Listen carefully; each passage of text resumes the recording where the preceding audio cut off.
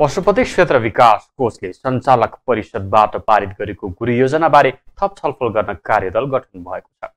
सिंहदरबारमा गुरु योजनाको विरोधमा रहेकाहरू सहितको टोलीसँग छलफल गर्दै संस्कृति, पर्यटन तथा नागरिक उड्डयन मन्त्री योगेश भट्टराईले गुरु योजनाका बारेमा थप छलफल गर्न मन्त्रालयका सहसचिव प्रदीप कोइरालाको संयोजकत्वमा 3 सदस्यीय कार्यदल गठन गरेको बताउनुभयो।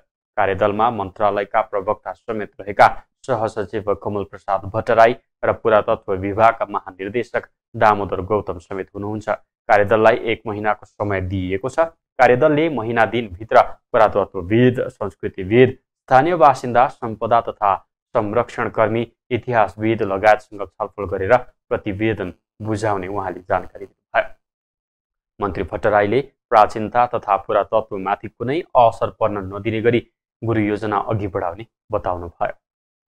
त्यसलाई नगरौँ, कमसेकम पशुपतिले एउटा चाहिँ कमसेकम मापदण्ड बनाउँछ, त्यो मापदण्डभित्र बसौँ।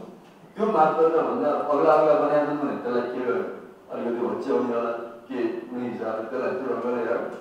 अब त्यहाँ मैले सोच्छु कि अब पशुपतितिरै फर्काएर शौचालय गर्नु, त्यसलाई अर्को साइडमा राख्नुपर्ने होला। अब कति चाहिँ शिवलिङ्गहरू भित्रै घर त्यसको व्यवस्थापन कसरी गर्यो, आखिर यी समस्या त छन् नि। त्यो मेरो मात्रै होइन, नरकुन्दाईको पनि हो, निर्मलजीको पनि हो।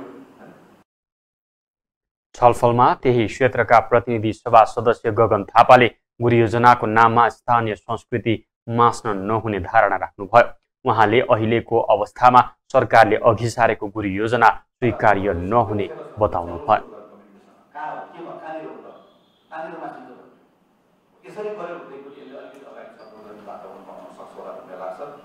म मेरा कुरा क्रममा जसरी मेरो आफ्नो त्यहाँ वडाध्यक्षले भन्नुभयो, त्यहाँको स्थानीय राजनीतिकर्मीले भन्नुभयो, हाम्रो प्रदेशको मानिसले भन्नुभयो, म पनि त्यहाँको सांसद भएर अहिले गुरु योजना जसरी आएको छ, म यो प्रति मेरो सम्पूर्ण असहमति प्रकट गर्छु। हामी यसको पक्षमा रहन सक्दैनौँ। हामी त्यहाँको स्थानीय सबै तहका जनप्रतिनिधिहरू, त्यहाँको स्थानीय समुदायहरू, यसको प्रोसेसमा पनि हाम्रो सहमति छैन, यसको कन्टेन्ट जस्तो आएको पनि हाम्रो सहमति छैन। म मान्य मन्त्रीले यसको गर्न खोज्नु भएको यसलाई जुन पोजिटिभली यसमा हल गर्नु भएको छ त्यसको। यसै क्षेत्रबाट प्रदेश सांसद रहनुभएका नरोत्तम वैद्यले गुरु योजनाको छलफलमा कोषले जननिर्वाचित प्रतिनिधिहरूलाई नबोलाएर अवहेलना गरेको भन्दै कोषका वर्तमान पदाधिकारीलाई हटाउन माग गर्नुभयो। स्थानीय सरकार पावरफुल अनि त्यसले सबभन्दा बढी पावरफुल संघीय सरकार अनि प्रदेश सरकार चाहिँ दाजु जिल्ला विकास समिति जस्तो पावर छ छैन, दाजु जिल्ला विकास समिति तर निर्वाचित सांसद चाहिँ होइन, तर निर्वाचित सांसद चाहिँ आउँदैन।